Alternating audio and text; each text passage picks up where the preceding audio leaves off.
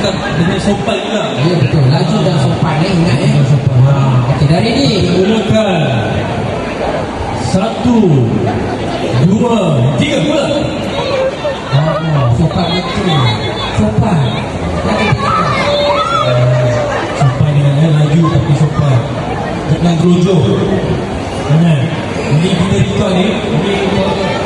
Ini satu Malaysia Jangan tengok. satu Malaysia tengok mereka. Satu Malaysia Kata dengan laju tapi sopan. Okey. Sebelum ni Batak pernah juga ni pertandingan bukan Viral dalam grup.